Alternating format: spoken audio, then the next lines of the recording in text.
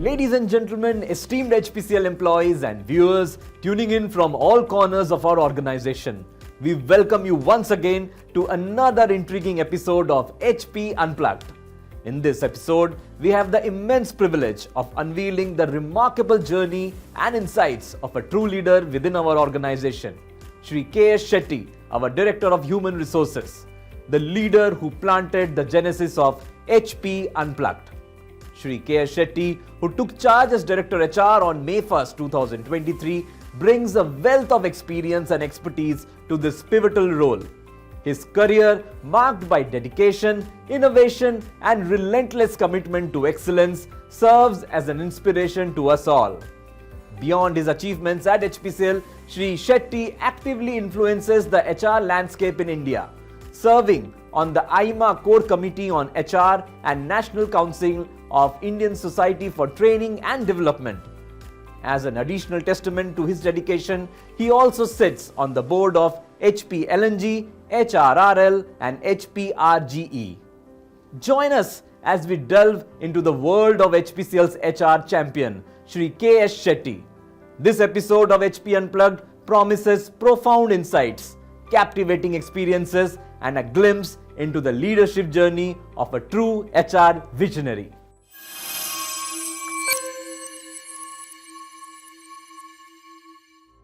Sir, good afternoon and welcome to HP Unplugged. Sir, this is one of the initiative of yours which has driven communication and which has reached the last mile. So I just wanted to know where in Kapil Sharma's show they say कैसा लग रहा है आपको HP Unplugged में आके? So what you're trying to tell me is that you are the new Kapil Sharma at HPCL. But anyway, jokes apart, I really wish to congratulate the corporate communication team for actually putting this HP Unplugged show together in quick time. See, communication, they say, is the lifeblood of organizations. This is the most important thing in any organization, that communication needs to flow down to all parts of the organization, be it the communication of a vision of an organization, be it the communication of strategies, be it energizing our employees and bringing alignment to those strategies and vision. I think communication is a very key thing. Second thing is that HPCL is also a very large organization. We have many moving parts, and not all employees are exposed to various parts of the organization and what is happening in different parts of the organization. It's also important for them to know, one, what is happening there. Second is to understand what the leaders in those strategic business units think about the future of their business. And also for employees to be able to relate to those changes which are happening in the organization, both at a micro and at a macro level. Fourth and most importantly, I think I must congratulate you because this particular show, I've been getting messages from a lot of stakeholders, beyond the organization also, be it our superannuated employees, be it some of our dealers, distributors, people who are from the general public. So they're also being very happy that that we've been able to get a platform through which we've been able to communicate both ways of communication is happening. Thank you, sir. So thank you very much. So now going for the core HR subjects. The HR landscape is constantly evolving. So how do you strike a balance between implementing innovative HR practices and ensuring strict adherence to regulations in a dynamic industry like ours in oil and gas? See, Sudipto, change has always been there, and it will continue to be there, both in the past, in the present and in the future.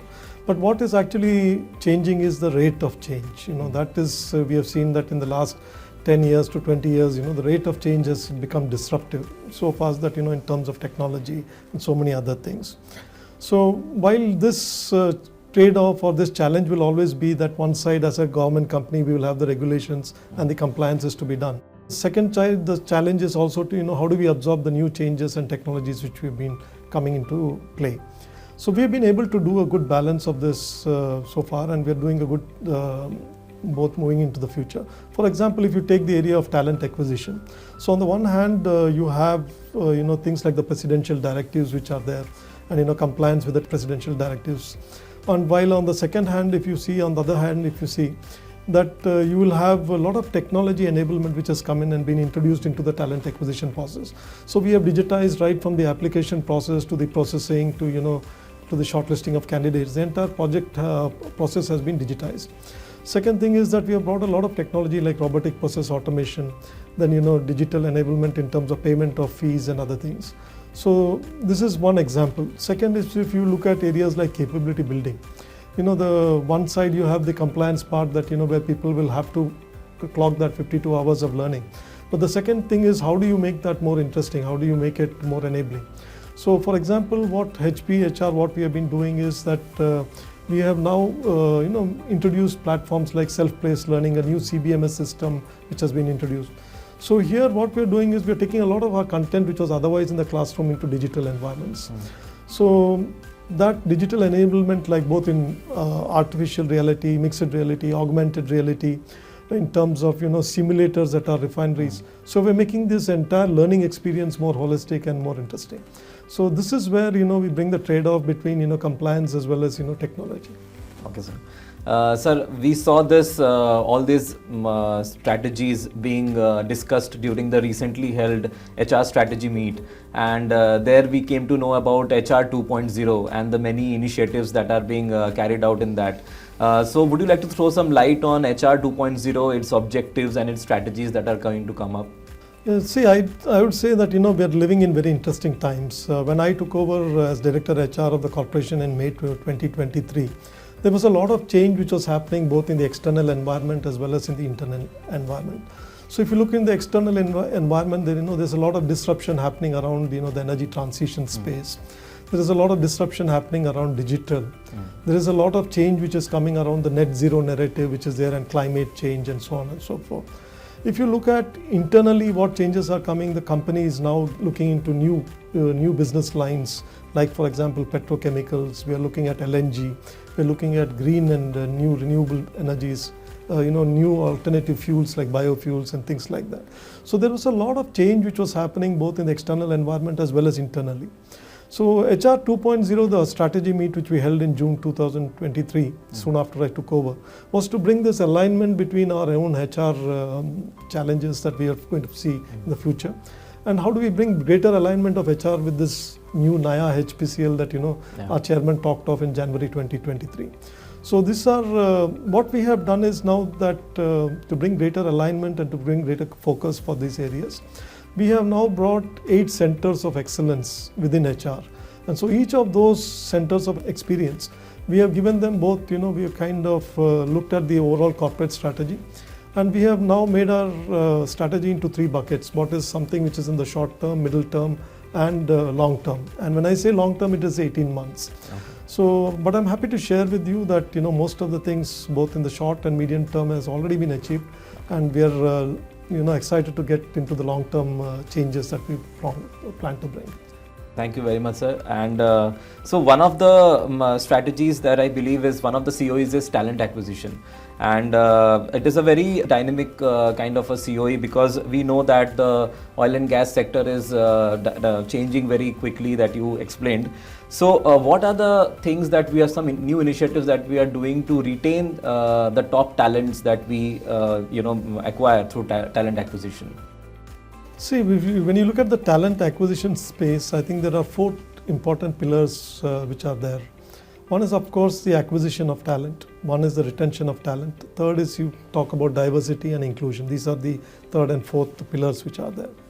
So when you look at, again, when you talk of acquisition of talent, I would say that, I would break it into 3 buckets. 3 buckets of build, buy, and borrow. So build is what we will do is in terms of taking, fresh talent which is there available in the market, like fresh engineers from campuses and also to the HPCL, entrance test. So these are primarily for our existing businesses and our core businesses like refining and marketing. So there we will build the talent, ground up. The second part is for the new businesses what we are venturing into, like petrochemicals or be it LNG or green and renewables. So there, where we don't have some of those talents within the organization, we will have to go to the market and actually buy that talent. And we have been doing that. We have done that in R&D, we are doing it in petrochemicals and LNG and so on and so forth.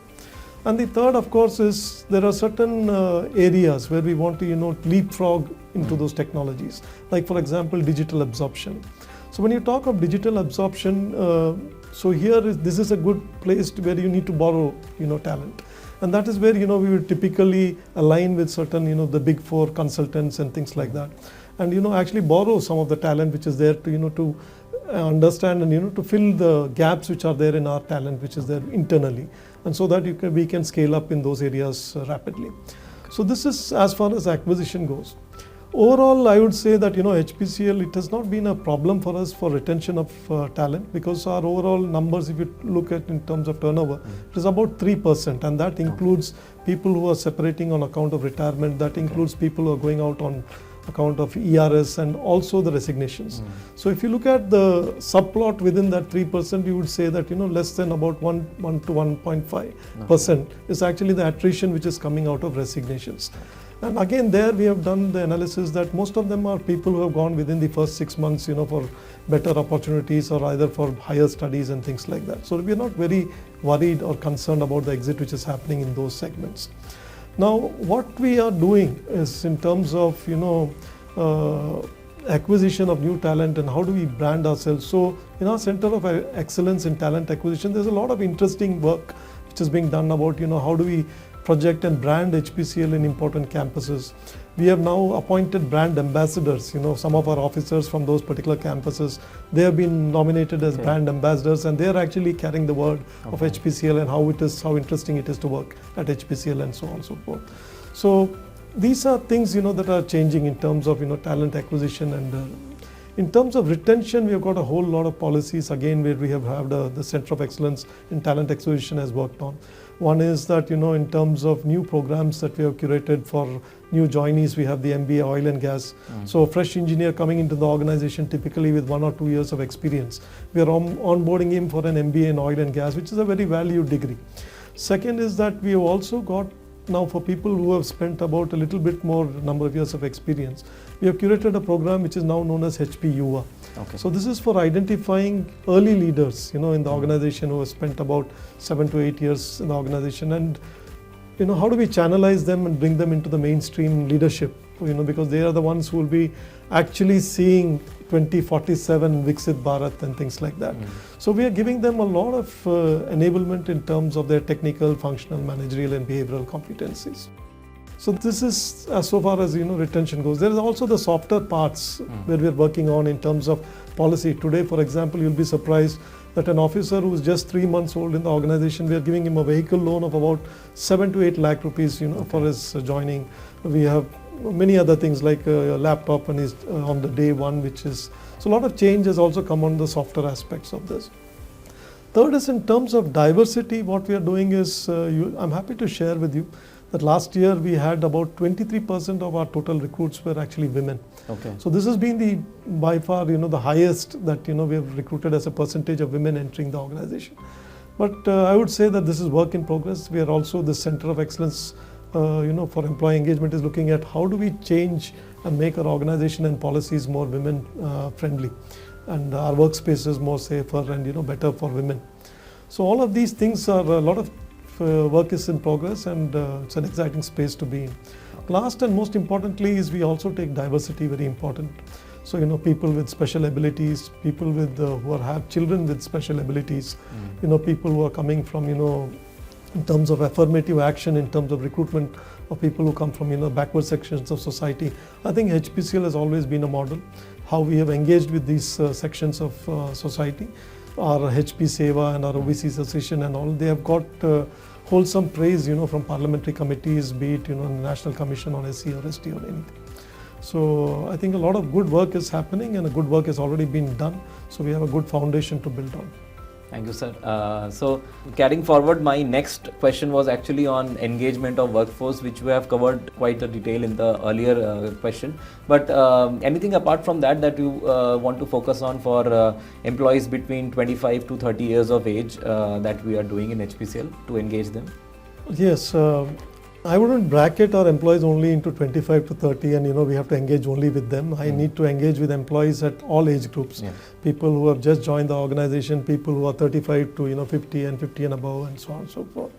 So we have various communities of people both within the organization and even beyond the organization, like our superannuated employees with whom we need to engage. At HPCL, I think we are early believers. Our chairman had laid down a philosophy for us that we should not be working on work-life balance. He said that as an HR team we need to bring something known as life and work balance. So he holds this philosophy that work is only a subset of the entire life, and so therefore when we look at development of human resources within HPCL, we look at a person as in a terms of in a holistic manner. Okay. That he is first a person with who comes with varied interests, both in his personal space, in his professional space. He has aspirations to grow to a certain point. There are things that we need to do in terms of enablement. So we have focused both not just on the processes which actually bring organizational value, but we have also looked at processes which brings personal value and improves the personal space in terms of engaging with the employee, with his family, and so on and so forth. So in that sense, like I told you, in terms of professional advancement, we have the MBA oil and gas, we have leadership development programs, continuous focus on technical and behavioral competency upgradations. But what is more interesting is in the personal space, we've been engaging with people in terms of employee well-being, employee wellness. So we have initiatives like Uvantage, which is there. We have which is for a platform for officers who are below 35, where it is a platform of them, by them, and for them. Where they decide what are the things that they need to do. So we have a platform called Reboot for officers who are between 35 to 50. We have engaging platforms for people above 50 and above. We have just concluded one round of meeting with all our superannuated employees in the Golden Reunion. So these are all different ways that you continue to engage with people both within and external to the organization.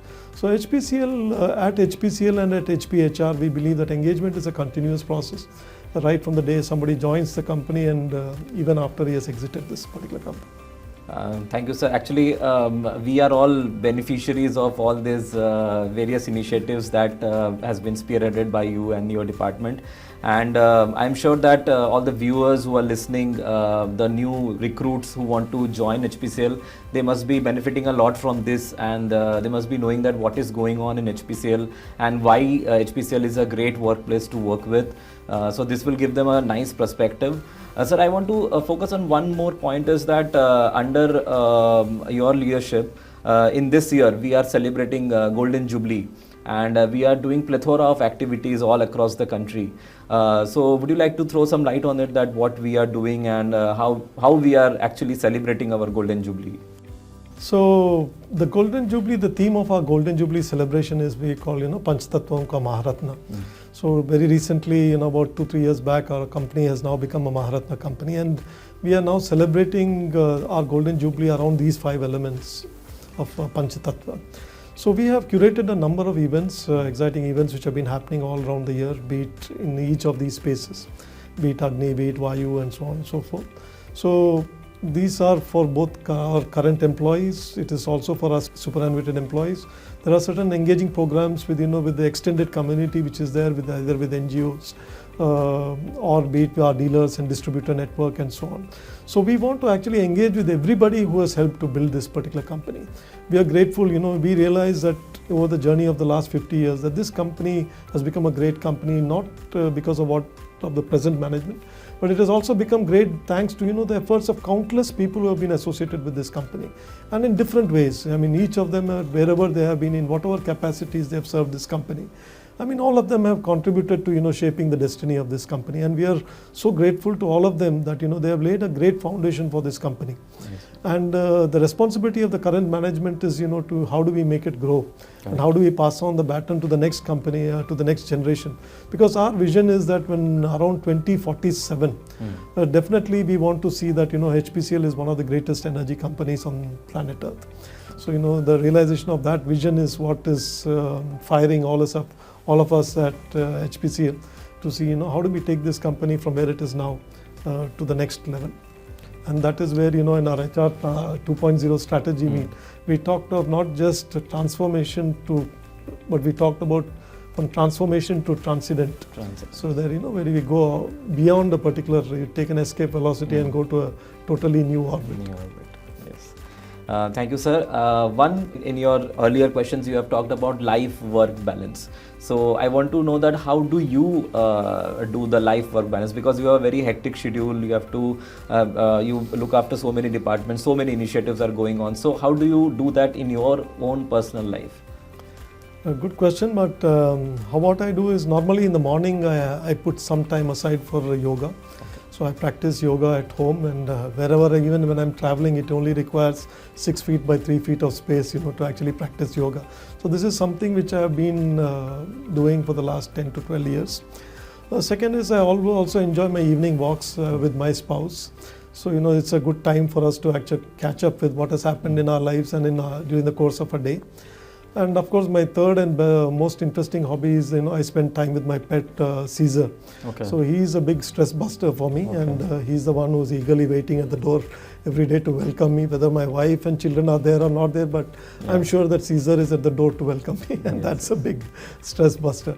But primarily, yes, if you ask me, one, yoga, walking, and third is I also read a lot. So these are things which I love to do in my free time. Thank you, sir. Definitely pets are like God sent. I also have a pet, and I love to spend time with him. Thank you, sir, for coming for this episode of HP Unplugged. We are truly privileged to have you here, and I'm sure our viewers across the country have gained a lot from it. Any parting message that you would like to send out to all the officers and viewers across? No, my last message is that that HPCL has been a great company to work for. It is a great company to work for, and it will always continue to be a great company to work for. And I'm sure that everybody who has been associated with HPCL, either in the past or present or the future, this company is a company which has stood for its core values, what we call HP first. So this is something that we cherish. This is something which we want to enshrine in everything that we do. So this is the values of free, frank and fair, of integrity, of respect for individuals, of sustainable performance and teamwork. These are some things which are embedded into our culture. So this is something which I want to ensure that when we move to the next generation, while we become larger and larger, but these values must be enshrined, and this is something which we want every facet of our business should reflect these values. So with this, I only wish and once again thank you and the entire team for actually bringing me on this episode of HP Unplugged, and I wish a great year ahead to everybody. Thank you, sir. Thank you for coming and gracing this episode of HP Unplugged. Thank you, Sudipta. That's a wrap on another insightful episode of HP Unplugged. We would like to express our sincere gratitude to Shri K S Shetty, our Director Human Resources, for sharing his wisdom and leadership journey with us. His dedication to building a strong and future-proof workforce for HPCL is truly inspiring. We encourage you to share your thoughts. What resonated most with you from Shri K S Shetty sir's interview? What are your hopes for the future of HPCL's talent development? Stay connected.